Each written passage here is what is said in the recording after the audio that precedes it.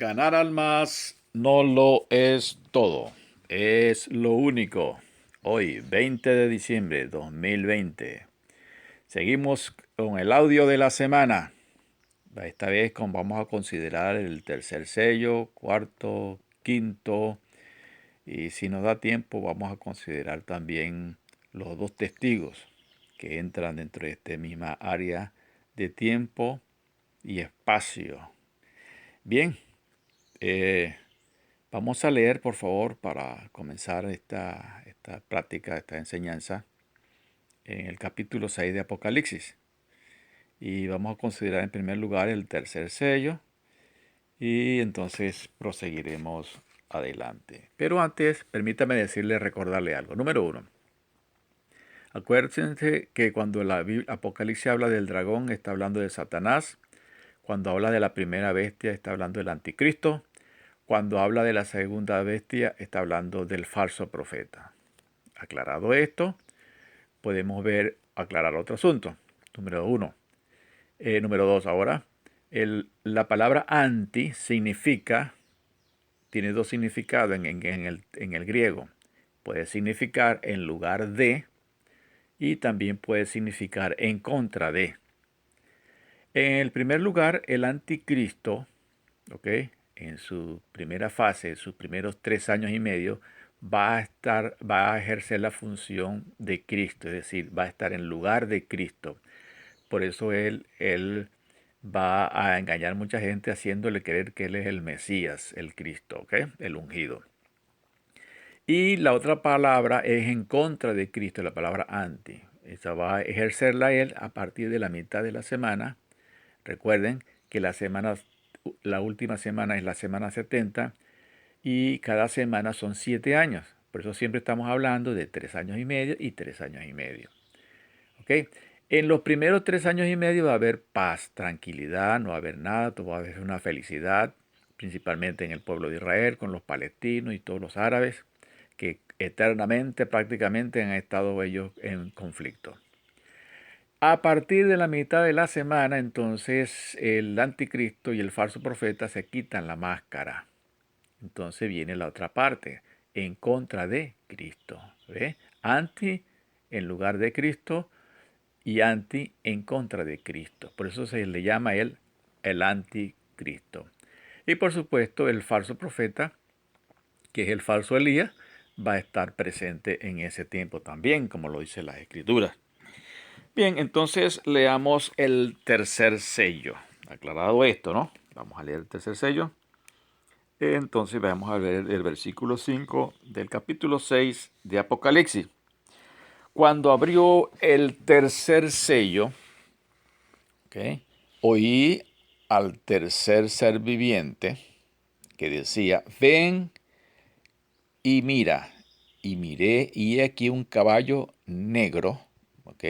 Esto significa el hambre. Y el que lo montaba tenía una balanza en la mano, ¿ok?, que significando pues el costo de la vida. Y aquí lo vamos a explicar el versículo 6. Y oí una voz de en medio de los 4 seres vivientes que decían, 2 libras de trigo por un denario, 6 libras de cebada por un denario, pero no dañes el aceite ni el vino. Eso quiere decir que lo único que va a haber abundancia en aquel tiempo, en ese momento, va a ser el aceite y el vino.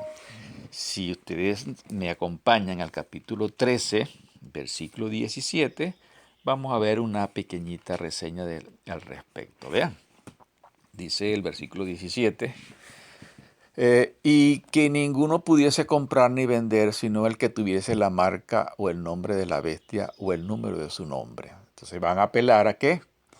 A el control. Y ese control, por supuesto, dice aquí que va a ser la marca de la bestia. Como dice aquí el versículo 18, y aquí hay sabiduría, el que tiene entendimiento cuenta el número de la bestia, pues el número de hombre, y su nombre es 666. De modo que va a tener esa marca. Ahora, ¿cuándo se va a marcar? Porque hoy hay mucha especulación, que si la vacuna, que si esto, que si lo otro, que si el chip, que si lo otro, que... Pero vean el versículo 16 de Apocalipsis 13. Y hacía que todos, pequeños y grandes, ricos pobres, libres, esclavos, todo el mundo, ¿ok? Se le pusiese una marca en la mano derecha o en la frente, y que ninguno pudiese comprar ni vender, sino que tuviese la marca o el nombre. El que tuviera la marca, el que tenga la marca, es el único que puede ir a los supermercados, señores. El único que puede ir a comprar la gasolina, el único que puede hacer todas esas cosas. Entonces, ¿qué va a suceder con todo esto? Que va a haber una gran hambruna. Por eso decíamos en el versículo 6 del caballo negro. Eso va a crear, va a haber una gran hambruna, y para controlar los alimentos pocos que hayan, va a ser a través de esta marca. Y por supuesto, ellos van a privilegiar única y exclusivamente a aquellos que adoren a la bestia. Si no la adoran a la bestia, bueno, se fregó, y imagínense usted la cantidad de gente que va a morir por hambre. Así que entonces, recordemos esto también, ¿no? El anticristo, ¿ok? Él va a hacer un pacto. Al inicio de la semana 70, el primer año, él va a hacer un pacto con los palestinos y con todos los árabes con quien el pueblo de Israel tiene conflicto. Y una vez que ellos hagan este pacto, entonces van a pasar los 3 años y medio primero en paz. Pero a la mitad, entonces, este señor se va a quitar la máscara y va a romper el pacto, y entonces va a comenzar lo que se llama la gran tribulación. El falso profeta, como leímos en el capítulo 6, versículo 4, es el que quita la paz, es el brazo ejecutor en este rompimiento de este pacto. Y por supuesto, como dijimos, el caballo negro, que acabamos de leer ahorita, es una referencia a la situación crítica por el hambre que se va a vivir en ese momento. Entonces, si se dan cuenta un detalle, ¿no? El caballo 1, el primer caballo, el jinete y el caballo blanco y el caballo bermejo, ellos van a recorrer los 7 años completico, ¿ok? Los 7 años. Pero el caballo tercero del Apocalipsis y el caballo cuarto del Apocalipsis, el caballo negro, y ahorita vamos a ver el caballo amarillo, ellos van a arrancar exclusivamente a partir de la mitad, ¿ok? De la semana. En lo que él rompe el pacto, ahí comienza a galopar esta hambruna que va a suceder en aquel entonces, ¿ok? En ese momento. Entonces, podemos entonces considerar ahora el cuarto sello, que considera pues el caballo amarillo. Veamos con claridad lo que dice la Escritura en el capítulo 6, versículo 7. Cuando abrió el cuarto sello, oí la voz del cuarto ser viviente que decía: ven y mira. Y miré, y aquí un caballo amarillo, y el que lo montaba tenía por nombre Muerte, y el Hades le seguía. Y le fue dada potestad sobre la cuarta parte de la tierra. ¿Ok? Óigame bien, la cuarta parte, una cuarta parte nada más, donde va a matar, para matar con espada, con hambre, con mortandad y con todas las fieras de la tierra. ¿Ok? Recuerden el capítulo 13, versículo 15. ¿Cuál es el motivo por el cual va a matar a esa tercera parte de la gente? En el capítulo 13, versículo 15 nos da una idea. ¿Ok? Pero vamos a leerlo del versículo 13. También hace grandes señales, de tal manera que aún hace descender fuego del cielo a la tierra delante de los hombres. Y fíjense también que dice: y engaña a los moradores de la tierra con las señales que se les ha permitido hacer en presencia de la bestia a los moradores de la tierra, que le hagan imagen a la bestia que tiene la herida de espada y vivió.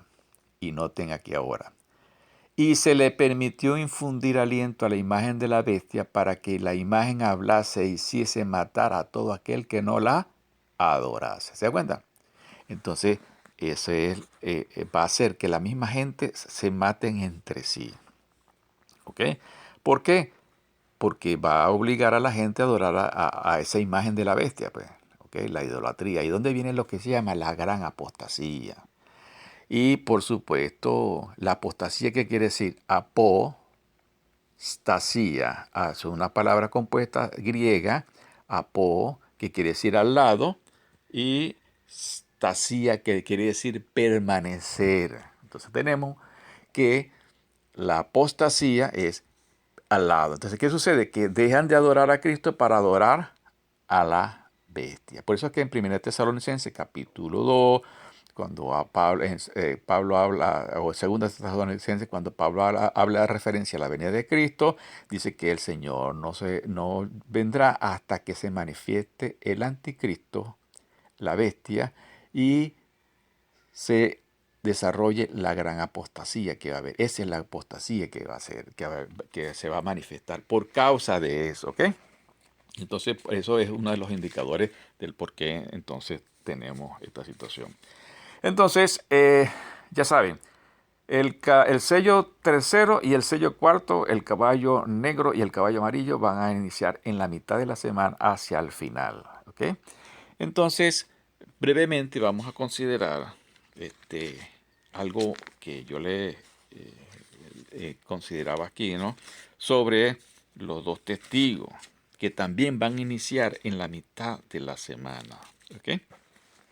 Vamos a leerlo para que me sigan. Por favor, en el capítulo 11.